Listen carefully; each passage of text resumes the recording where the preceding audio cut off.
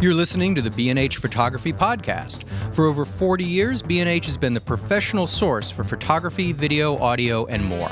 For your favorite gear, news, and reviews, visit us at bnh.com or download the B&H app to your iPhone or Android device. Now here's your host, Allan Weitz. Oh my gosh, that's me. Welcome to the B&H Photo Podcast. Today we ask the question, are you down with drones, the latest on aerial photography platforms? Our guests today include Randy Scott Slavin, director, photographer, aerial cinematographer, and the main man at Yeah Drones, a full-service production company specializing in artistic aerial cinematography for film, television, and advertising. Randy is also the founder of the New York City Drone Film Festival, which is next scheduled for March 2016. Also joining us today is my good friend and B&H product specialist, Dan Campo, who is greatly responsible for making B&H the #1 source for drones and related aerial imaging technologies. Today's topic: unmanned aerial vehicles, aerial platforms, aerial photography platforms, or as they are most commonly called, drones, are hot-button issues in photography these days.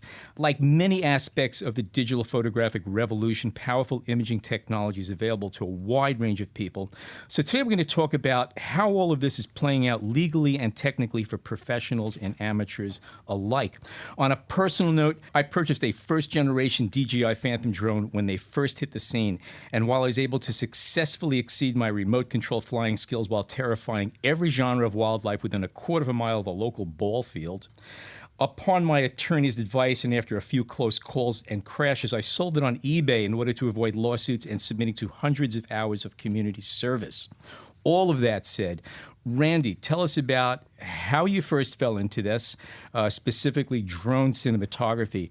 And by the way, when you visit his website, which we'll give you the information later, Randy's work is absolutely breathtaking.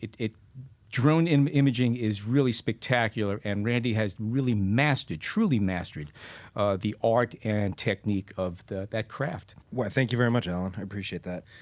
So, yeah, I got into it at the same time that you did.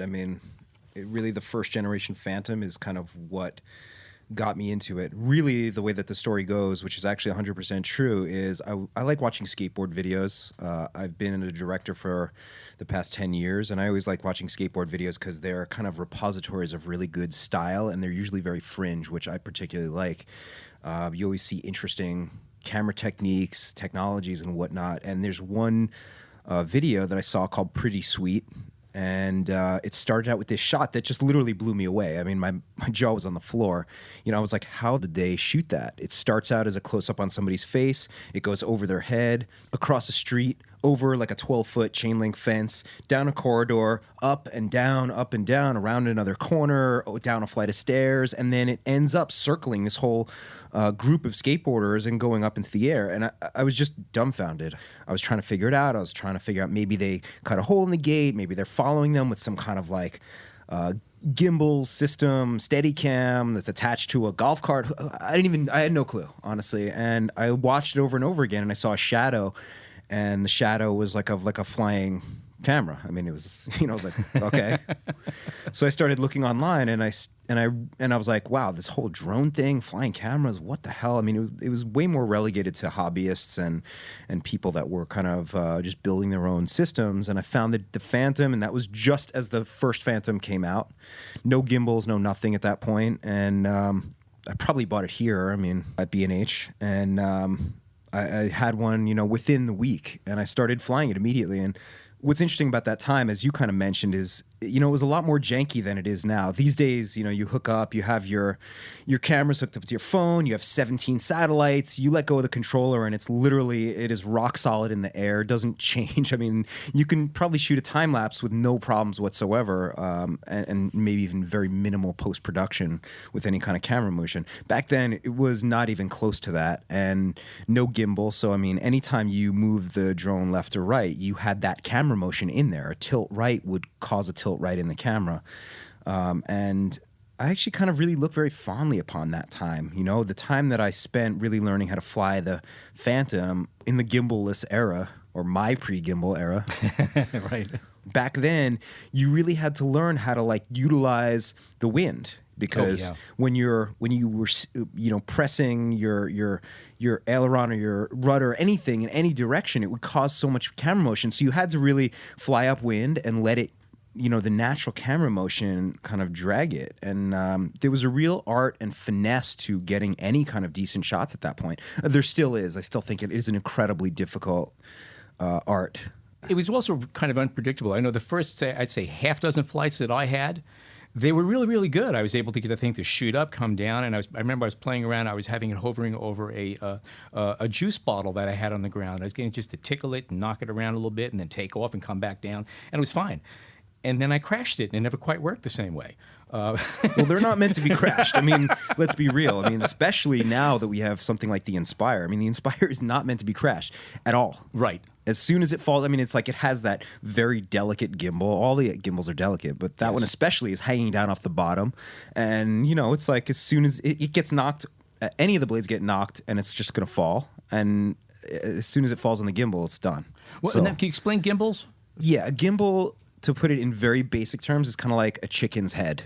You know how like you hold onto a chicken and you move it around and the head of the chicken stays in exactly the same place? Aha. I'm hearing crickets here. I mean, all right. No, I'm from no, New York City, no. so I don't really know much about chickens either, but I did know about this before gimbals. Anyway, the idea is that basically that, the gimbal, through the use of motors, some of them in 2 dimensions, some of them in 3 dimensions, counteracts the motion of the craft and the wind so that the camera is stable. Thank you, Danny. You've seen this whole thing from day one, pretty much. I remember when you were walking around the office with these drones. You were flying them around the office. I remember you disrupted many work. I don't do that anymore. He doesn't do that anymore. But let's get some perspective from you. You've seen it from the earliest machines, which were were a notch above the Wright brothers flying machines as far as technology, to where we are today. Can you tell us about some of these transitions and how things have improved from the first to the latest of what we now have available? I came into the industry about the same time that Randy did, as he was saying. It was around 2.5, 3 years ago. The first generation Phantom, they came by and they put it on my desk and they said, "Here, you need to train the B&H sales staff on how to use this, how to understand it." 3 months later, and 3 models that I'd crashed 2 of them. One of them flew away, one of them crashed. I finally started to understand how these things worked, how they ticked. They're quite simple machines, really, when you take down the core components, sort of like a computer. You have your processor, you have your RAM, you have your storage, you have the case for it. It's a similar way. You have a flight controller, which is like your processor. You have accelerometers, you have gyroscopes, you have your motors. You have all these core components, you put them all together, and you have an aircraft that's able to tell where it is, how high it is. It's able to maintain its position in space, vertically, horizontally. It's very impressive, the kind of technology that gets put into these very simple machines that can do so much. Now, is it safe to assume that one drone that you lost did not have all of these wonderful technologies in them? That's correct. Right after it was, it had flown away on its own. I had found out that there was a new firmware update that I had not installed yet, which enabled it to not lock into cell phone tower signals. Okay. Yeah. All right. Okay. So I didn't do the firmware update, and I lost that Phantom. But they sent me another one. They're very nice about it. Okay. By the way, that is not a regular policy from any of the drone manufacturers. If they fly away, it's your problem, okay? So get flight insurance from your local, And these days, from if your they homeowners. fly away, it's because you messed up. Sorry. Right. And you mentioned earlier, these are strictly for outdoor use. When it comes to the ones that are Phantom size and Spire size, these two in particular from DJI, they have indoor flight stability built in. They have cameras that do sort of like 3D mapping of the ground to be able to lock their position in space. They have sonars that are able to get within, I believe, 2-inch altitude to lock itself in altitude. And that's up for, I believe, up to 8 feet is the limitation. So you actually can fly them indoors. So it's a flying safely. Roomba. Right. It also vacuums the carpet. The newest model, the Phantom 4, also vacuums the carpet and cleans your toilet. Works on a timer. But do you guys remember the original Phantom where like you had like the series of colored lights flashing. I mean, it was like talking to R2D2. I remember Oh, yes. never being sure of exactly what it was trying to tell me. I don't know whether this thing's ready to fly, not ready to fly, or whatever. It was kind of like a little bit of alchemy. It was a totally different language that it took a while for everyone to start to understand. Once you understood it, you learned the language of DJI. It was very easy to fly. Now, architecture is one thing that, as soon as I saw it, I realized that for architectural photographers and people in real estate, it's absolutely a dream tool. And looking at the videos you have posted online, it's proof of it. What other applications have you had so far for shooting from drones?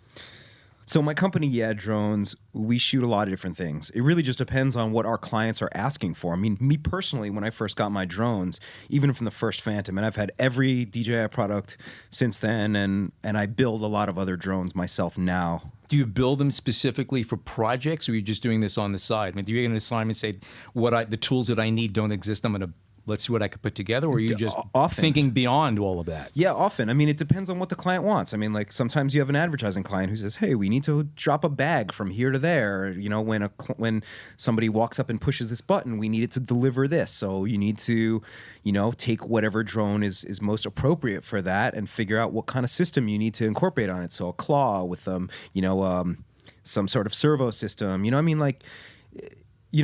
I started really building way more once I got into the racing drone world, because in that world, when I got into it, there were no ready-to-fly systems, so you had to build everything your own. And now, since I got into that, it's kind of affected my drone building and drone flying in every capacity. But, when you're working with advertising companies and all different kinds of clients like we are, it really just depends. And I go into those meetings and I say, we can do anything you want, because drones essentially are a tinkerer's sport. For the most part, aside from the ready-to-fly systems by DJI and others, it's like they're meant to be built, and you can put anything on a drone, from a camera to a claw to whatever you want, a fire extinguisher, whatever. There's no limits. So, we tell clients whatever it is that you need, we can do, and then we just need to, kind of talk to the engineers that we work with that do that kind of stuff. We recently shot something for a company called MRY, and the idea that we kind of workshopped together was that drones work in their office, as like employees, and so we brought in a bunch of drones. We brought in a Phantom, we brought in a QAV, something called a Danaeus by a frame designer named Andy Shen, and another couple of completely custom drones, because they wanted one drone that had a blinking LED sign on it that said, I just sent you an email. So, we had to design that particular thing. We had to rig it up. We had to make sure the electronics, the batteries were feeding the LEDs inside that particular sign. So, in that case, we built this drone that is essentially the email drone that goes around notifying people that they just got an email. What's the most challenging flight you've had so far as capturing image, moving through the air with drones? What's the most challenging assignment you've had so far? What's the shot that made you the most nervous when you were piloting? Which one had you most nervous? Well, look, I have to say this. Aerial cinematography is extremely difficult on all fronts. And anybody that tells you otherwise is lying to make themselves look good. All right? Okay. So I find it challenging all the time, and I also think that it always deserves a certain amount of respect, because you're always shooting outside for the most part, you're shooting outside, and outside you have a lot of by factors. the way, for those of you who have never used drones, it's highly advisable that you learn to use it outdoors before you bring them indoors. Highly advisable. I hear what you're saying, but that's for the big ones. I would say first things first, get a little tiny one for like $60. And practice it indoors where there's no wind. And then either bring that one outdoors. It's like, I think if you're going to learn on something you can crash on a lot. Because if you go out and buy a Phantom first, you're going to crash it. And as you said before, once you crash it, they never fly the same. They're not meant to be crashed. They are meant to be landed on the legs. Actually, speaking about crashes, which is inevitable, because you learn how to ride a bicycle, you crash. It happens. There's a lot of legal aspects to this topic right now, and a lot of it could be very, very confusing. From what I have read, there's often a lot of confusion. There are federal regulations, there are also state regulations, and city and municipal, and sometimes, depending on where you live, you could actually be flying in an area where there's really nobody will be able to agree upon what the actual regulation is, because local, state, and federal, or all three, might disagree with what the parameters are of what you can do and can't do. I mean, in order to fly commercially legally, you need a Section 333 exemption from the FAA. Which is? It's pretty much an FAA waiver that says that they are allowing your company to fly commercially. That's the only way to do it. Airspace is the FAA's jurisdiction, no matter what city, state, town, whatever jurisdiction you're in. The airspace is the FAA's in the United States. So you must get, in order to commercially fly drones, you must have an FAA exemption, Section 333, period. Aside from that, if you're a hobbyist, really, I think it's just smart. Well, first of all, I think it's smart to just know the AMA guidelines. And AMA, the Academy of Model Aeronautics, it just pretty much sets forth certain guidelines that just make sense for people who are flying, RC aircraft. I think even more than that, it just makes sense that you just have a head on your shoulders. When you're flying something around that has propellers and could potentially hurt somebody. I mean, I joke, often that it's a flying blender. That you don't fly over people, you don't recklessly endanger people. I mean, the reality is it's not that dangerous of an item, I mean, considering that we drive automobiles everywhere, which is many tons of metal, careening around at high speeds, and we give licenses to every person out there. It's not that dangerous. But that being said, I think it's really important that pilots just use good judgment. FAA is pretty much the organization that sets a lot of the parameters. My understanding is that you're not allowed to fly an unmanned flying craft, drone, within 5 miles of an airport. Is that correct? That's correct. Okay. Even within Section 333 exemption. Unless you have a certain waiver. So there's a COA, which is, there's all kinds of various documents which you need to pay attention to and know the rules for. I mean, with a Section 333 exemption, the pilot of the aircraft must be an actual pilot, a registered pilot, like a pilot of normal aircraft. So you need a full pilot's license, essentially, or qualify for one to be able to fly even a drone. Exactly. Now, what's interesting about that is that if there is a 5-mile limit, if you're in the New York City area, you're surrounded by Newark, LaGuardia, and JFK, and that covers a good deal of New York City, which means that even with all of these approvals, you still have to be careful of where you're flying if you're in the New York area. Is that for sure, correct? especially because there's heliports, and there's a bunch of heliports. So essentially, all of Manhattan is pretty much off limits. That being said, look, the FAA is a reasonable organization. Right now, they're, in particular duress because of the amount of people that are buying Phantoms and other ready-to-fly systems and getting in the air. They're scared because their airspace is in jeopardy, which is totally understandable. And I mean, we deal with them all the time. And we try to work with them understanding that kind of problem that they have. They are willing to make exceptions in certain cases. They're willing to discuss in the same way that they're willing to do that when you fly a helicopter for TV or fly a plane for TV. I mean, a helicopter can fly over downtown Manhattan and shoot whatever they need. That being said, there's a certain amount of protocol that has to be kind of mimicked every single time in order for all the proper parties to know what you're doing. When we go out and we fly with a VHF radio so that our pilot is in communication with the nearby towers or local aircraft. As soon as an aircraft comes near, we hear the chatter over the radio. It really, you have to be a steward of those rules because that's what's required of you in order to be able to fly commercially. And you know what? It's a pain in the ass, but you have to be responsible. When I first got my Phantom, by the way, one of the things that put me on the map when it came to aerial cinematography was a video that I did called Aerial NYC. And I shot, when I first got my Phantom, all around Manhattan. I wouldn't fly like that anymore. But that was years ago, and it's like everybody's entitled to a certain amount of time of cowboy behavior when they first get into something and they don't know the rules. But these days, if you just buy a Phantom, the rules are abundantly clear. These days, they weren't a few years ago, as and the FAA didn't even have rules at that particular point. There was the Perker case and all that other stuff. So I advise everybody to be extremely, extremely careful. Fly away from people. If you want to get shots, figure out ways of doing them responsibly for the benefit of you, your gear, and others, and the community as a whole. Anybody have any idea what percentage of the drone pilots, to call it, or our customers are actually using them for photography work, and how many of them are just playing with it as a very cool toy? Anyone have an idea? It's mostly photographers, videographers, filmmakers. However, a lot of them are using them just as toys because they're interesting. Everyone, all the photographers and videographers, filmmakers that shop at B&H, most of them are gearheads. They want to have the latest, greatest electronics, the best tools in the bag. And right now, drones are one of the greatest tools in the bag to have. Not everyone is using it professionally. Not everyone has gotten the Section 333 from the FAA. But the strange thing is when you pick out any of the small, inexpensive, easy-to-use drones from the beginner class, they're actually more difficult to use than the intermediate class. The intermediate class drones, since we've been talking about it, such as a DJI Phantom. Okay. There are so many sensors and measurement tools to be able to figure out where it is and what it needs to do next, that it's almost a autonomous flight. You're giving it basic directions on where to go, but in between those directions, it's able to keep itself, maintain its airspace, maintain its position in space. With the small drones, they don't have these sensors.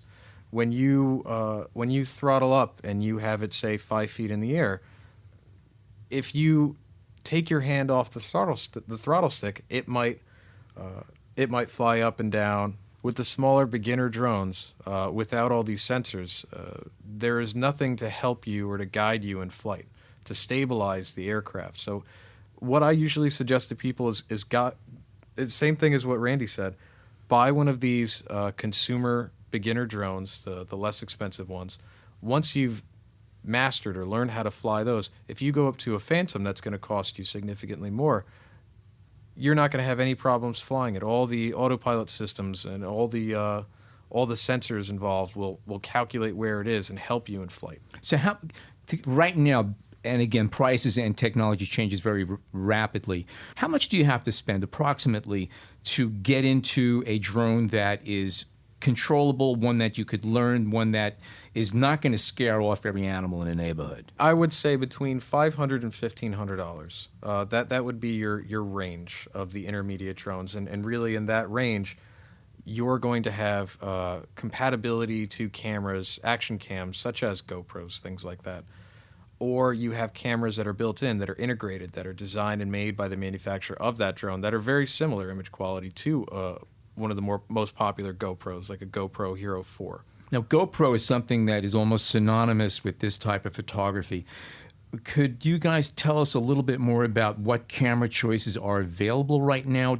Say, obviously we have cameras that will just do 720p, the beginner ones, but what exactly are the breakdowns of it? Well, 2015 is a really good time to be getting into aerial cinematography or aerial photography with drones because the options are huge. The biggest change that we've seen over the past couple of years is that most of the cameras, at least on DJI's side, have gone proprietary. So they went from, having the gimbal, the H3 2D gimbal, which is a two-dimensional gimbal, to the H3 3D gimbal, to the H4 3D gimbal, based on the various GoPros that it was using. And, frankly, that system was always kind of janky. It was like you had to really work it all out because there was a lot of jello problems. You had to get the right frame rates. You had to do a lot of post-processing. There were a lot of problems.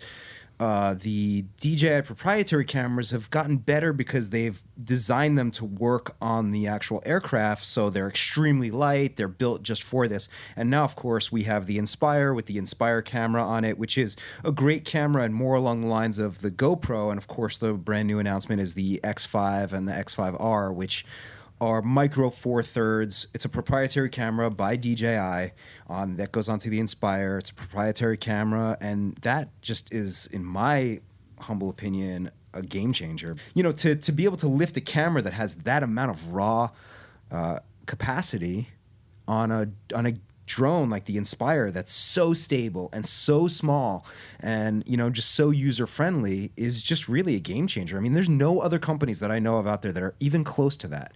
There's all kinds of companies that are building big heavy lifter drones. Sure, you can lift an Alexa with some systems, you can lift Red, Scarlet, and all that kind of stuff, but that's on the very high end heavy lifter spectrum, and you're talking about very expensive systems. That's a liability. You know, it's like you're flying between, you know, 70,000 and $500,000 worth of stuff in the air. And people that rent those cameras are not excited about that. And most of them will not even let you rent their Alexa Mini to fly around. Even Red, which is way more, you know, ubiquitous, people aren't psyched about that. They don't want their expensive glass and their camera flying in the air because these things crash. It's just a part of it, which is why you have to be careful. But the Inspire is just, you know, I mean, I can't wait to get my hands on that thing because the amount of quality that we're going to get off of that with the form factor being so small and the quality. I mean, like I've flown the Inspire in 30-knot winds constantly and it just sticks there like a tripod in the sky. That's very impressive. I just shot Good Morning America live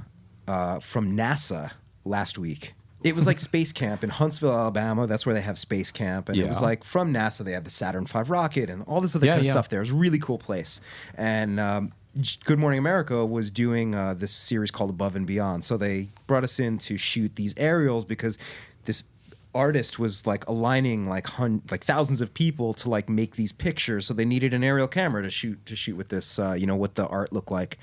And the Inspire is just so awesome. It's like not only does it enable live streaming, or in their case, use of like a live feed with their, you know, minimal kind of light bridge technology that they have in that, but it's also extremely stable. And I remember I'm on like 2 walkie-talkies at once, one between me and my pilot because I'm the camera operator because I'm not a real pilot. So my pilot has to fly the aircraft. I'm on a walkie-talkie with him, and on the other side I have, you know, a walkie-talkie on with live in New York, so I can hear the director speaking, so I can hear our cues. And I'm up in the air shooting this thing, and I hear the director say from New York, "Wow, look how stable that is.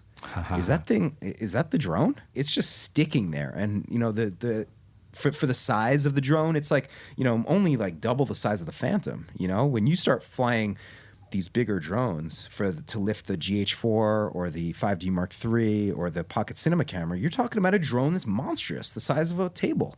You know, it's like it's got 6 rotors, 8 rotors, it makes a lot of noise, requires huge batteries, you know, and it's like the Inspire is tiny, the batteries are beautiful, easy, they last long. I mean, you're talking about 15-minute flight times, easy. You also have to build the S900 and the S1000. You have to purchase several components just to get them up in the air, and you have to build it yourself. There's no open up the box, take a look at your drone, put on the propellers, calibrate it, and fly it. There's so many more steps, hours worth of labor and work, and if you mess up, you know, at any point of the installation, you try again. You buy the new component that you just ruined by not knowing how to install it. There's gluing involved. You glue the wrong component in the wrong place, you know, you might have to spend some money fixing that mistake. Oh yeah, not only that, but you know, it's like you have to update firmware on all these different components, you know, and it's like when you do that, forget it. I mean, you brick something like a GCU, the gimbal control unit, and it's like it's going to take you, I mean, if you can find the right people because you can't just bring it back to B&H, you have to call up, you know, DJI's helpline, and at a certain point in the past, getting through that was, you know, I mean, forget it. You'd be more lucky to just, right, yeah, good luck. So, you know, and it's like these kind of things, you know, if you're lucky, if you can find a YouTube video, the instructions are written by somebody, you know, in China who's like, you know, not being translated very well. And so obviously all these things have gotten better, but, you know, the Inspire itself right now is so easy. It's just such like a pop-up. By the way, they're not paying me. DJI is not paying me. I just really feel this way. You know, I think there's a flaw in the Inspire in that there's no pilot camera. There needs to be another pilot camera so that the pilot can see where it's going, and the camera operator can look wherever they want with the actual camera.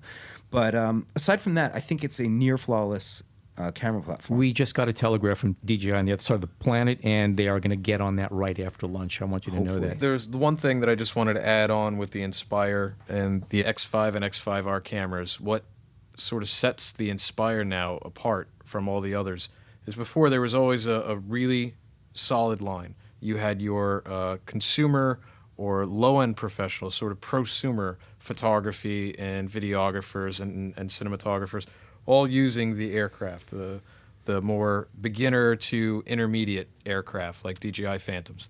Then you had your higher-end users, your professional cinematographers, X-Fold systems carrying RED systems, Arri Alexas, You've got your S900, S1000 users carrying Sony A7S, 5D Mark IIIs.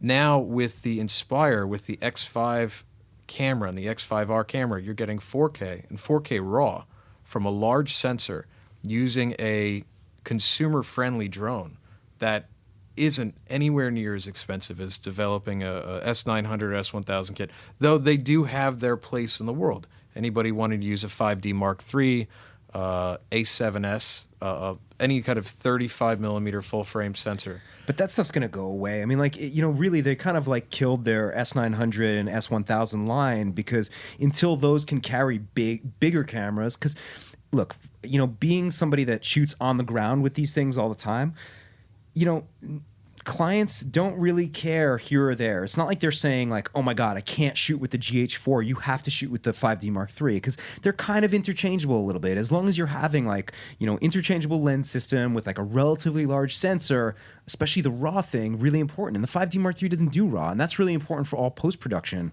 So, in a way, they're kind of just taking the S1000 and the S900 off, because why would anybody even need that stuff? You're either going to go for a big heavy lifter that's going to carry 30 pounds plus, a Red or an Alexa or Alexa Mini, or you're going to be using the Inspire now. And it really just wiped out that whole kind of like middle, like that. Let me ask you a question. So what you're getting at is that a lot of these large flying monsters, and by the way, you talk about some of these large ones that could lift 30 pounds. How big are these, and how much do those units themselves weigh? They're not that heavy because they're all carbon fiber. So you're talking about maybe, I think an S900 is like, what, 10 pounds or something? Maybe second weight. They're not that heavy. And what about diameter? I mean, how wide are these things? 4 feet? So about 5 twice as feet wide. for the S900, 5 feet for the S1000 S1000 Plus, I believe it's just over 5.5 feet. Yeah, they're big. And they're loud. twice the It's 8 diameter rotors. of the average Phantom. Then it's about it's like twice up. Then. 2.5 times. Yeah, 2.5 times.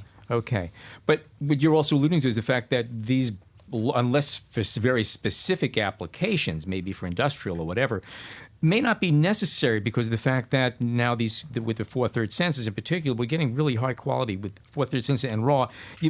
All of these large, monstrous machines are really not necessarily necessary. Not necessary at all. Because the problem that you have with the aerodynamics of these things is the heavier they are, the more power they require.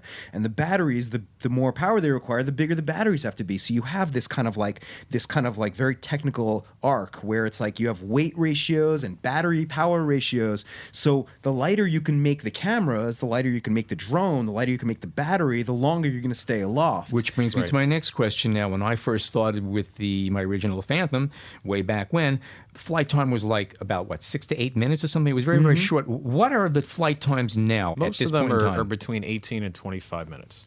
Not really. I mean, like they say that, hovering in place. Hovering in place in your a mileage kinda... may vary. That's right. Yeah, that's 55 miles an hour on the highway on level with no wind. Okay, Exactly. Realistically, you get about 15 minutes. And even more realistically, you get about 13 minutes. And it really depends on how aggressively you're flying. Because if you're flying in 30-mile-an-hour winds, you're not getting 15 minutes. And if you're flying, if you're changing your altitude like crazy, or you're moving fast, very forward, I mean, like these are all things. It's like a very dynamic system. It's like people are like, oh my God, I can't believe, it just lasts this amount of time. Or when we fly racers, people are like, oh my God, 6 minutes? How can you get 6 minutes? That's nothing. But it's like, these racers are flying at like 80 miles an hour. How long can you concentrate on that?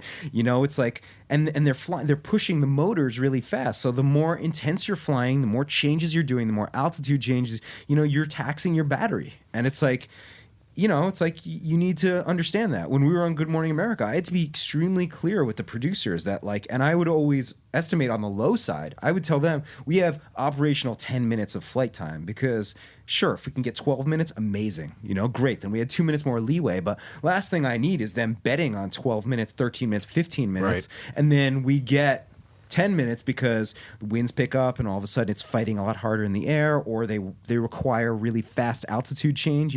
When you're shooting these things, sometimes you're talking about flying from 5 feet off the ground to your maximum altitude really quickly. And when you're taxing the motors like that, you're taxing the battery, and that means you're giving up some battery life. What's the ratio when you're out there working right now? What percentage of you is pilot and what percentage of you is cinematographer? The skill sets that are required are obviously photography and videography. So you have to know how to get an exposure, So you have to know that kind of stuff. You have to know how to fly the drone and the technical expertise on the drone itself, which is in depth, because even just knowing all the intelligent orientation modes on the DJI products, so that if it gets too far out of your range and you can't tell what the orientation of the craft is, and all of a sudden you lose sight on your visual system, you need to know how to be able to get it back to you. So there's the knowledge of the craft itself and how to pilot it. A director's conundrum always is, what am I shooting? What's my action? And then how do I shoot it? And where you're placing the camera is a big deal. And here's the thing, when you're flying a drone, you can put the camera anywhere you want. With the technology now, basically everyone is being teed up to be able to get a beautiful shot. All they have to do is understand how to get the shot themselves, how to frame up the shot themselves. The technology is there. Anyone can use any of these drones that are out today, no matter which brand it is. The drones that are available today all have the same similar positional guidance sensors, very similar positional guidance sensors that'll put it up wherever anyone needs to get a specific shot. Who are the key players right now? Out of the ready-to-fly systems, you've DJI, 3DR, Unique, Blade, which is Horizon Hobby. Horizon Hobby, exactly. Which, by the way, for beginners, I always recommend the Blade Nano. I think it's a great system, especially if you want to try FPV, a first-person view, if you want to use goggles, or if you want to use a monitor to kind of start to really get to know what the drone is seeing. Their ready-to-fly system, the Blade Nano RTF, FPV RTF or something like that, is a great system. I totally recommend it. It's pricey, but it's worth it because, like I said, it's better to crash a cheaper drone that's a couple $100 than to crash a Phantom. You also have the Hubsan line and the very small Hubsan drones. Usually those are the ones you can find for around $50 to $80. Right. Those are very good beginner's they're good. tools too. You also have Wakera. There's other brands that you can find. You can find online places where they're usually small Chinese companies trying to make a similar product to DJI. Sima. I love their drones. Honestly, I think their helicopters also, their little toy kind of helicopters, really good. What about audio? Because audio is also part of cinematography. Are there any options as far as audio? Is this something that we're not even there for yet? Unfortunately, until they come out with the stealth multi-rotor aircraft that consumers can afford. It doesn't exist. Until they come out with the stealth. I thought he knew about something, and I was like, tell me, I saw you just please. sit up and get all excited there. I love hearing about new drones. We're going to have to edit out this technology. confidential footage. Right. I was kind of upset. The Inspire 1 doesn't have any audio, and it's like, I don't need audio coming from my drone, but I do like it. I'm not sure whether I like it because I've gotten used to it, because, when you used to fly a GoPro, you'd hear it. And when you fly like a 5D Mark III, you can hear it. When you fly a GH4, you can hear it because they all have, audio in all those systems. So there's a part of me when I get the footage from the Inspire that kind of misses that. I understand why they wouldn't do it, because why do they need to carry any extra gear? It's kind of dead weight. But it's also interesting from a diagnostic point of view, and I've gotten more used to that actually on the racing drone side. The sound of the drone indicates the drone's health and well-being. Interesting point. I know when I'm driving a car, especially, you get used to the sound of a car, and you could tell if something is not quite right. It's sort of like a way of keeping a finger on the pulse, in a sense. What do you guys see in the next 5 years? We've seen an awful lot in the past 3 or 4 years since all of this started taking off. Where are we going? What do you know is going to be coming down the pike? What would you like to see? Look, the technology has just been flying.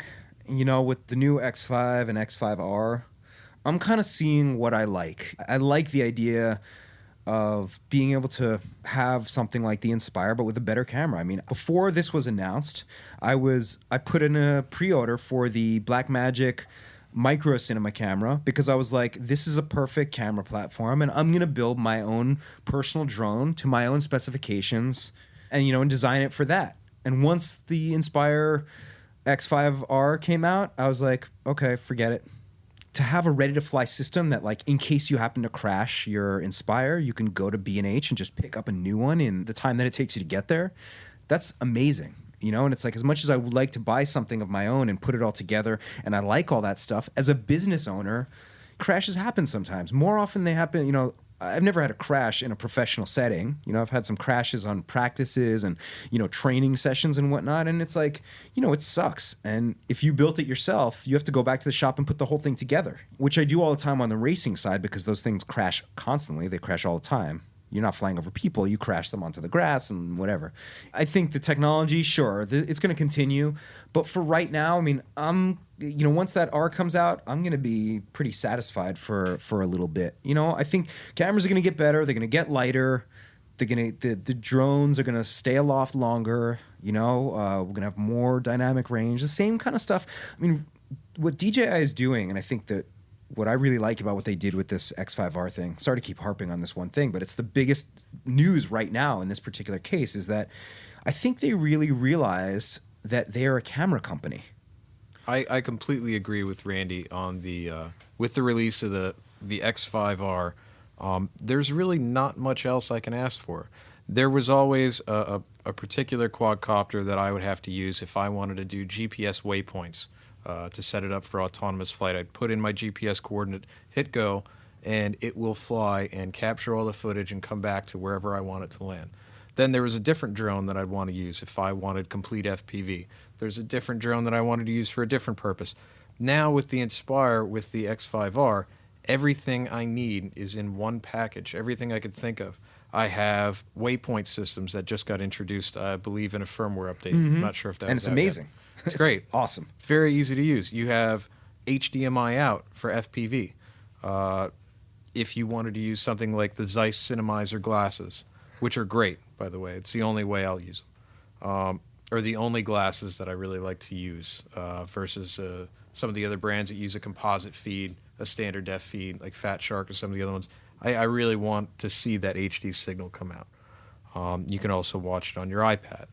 Now with the large sensor camera, I don't have to worry about the lower grade image quality. I don't have to worry about what file I'm using. Now I can shoot and record a raw image. Also, with the introduction of these cameras, the X5 and the X5R, they have follow focus systems. While you're piloting the aircraft, you have your camera operator can actually also control the focus, manual focus. That's amazing. There's no other camera drone system that you can get under $30,000 that you can add these functions onto, other than the Inspire with the X5 or X5R camera. Before we sign off, Randy, could you tell us a little bit about the Drone Film Festival that's coming up, what we could expect, people who might want to contribute to it? Yeah, 6 months from now, it's coming fast. You know, the submissions are open till December. Prizes are going to be amazing. We're going to be giving away a lot of drones, a lot of other things. Hopefully, we're going to get B&H to be one of our sponsors again. Hint, hint. So, yeah, you know, I mean, for those of you out there that are listening, let's see what you got. Sounds exciting. We've really only scratched the surface here. There's so much more we could talk about, and technology is changing very, very rapidly. We can go on forever, but we can't. Thank you, Randy and Dan, John, our producer, Jason, our engineer. For more photo news and reviews, check bh.com/explorer. Follow us on Twitter at bhphotovideo and email your questions to podcast@bhphoto.com. I'm Allan White. Thank you so much for joining us today.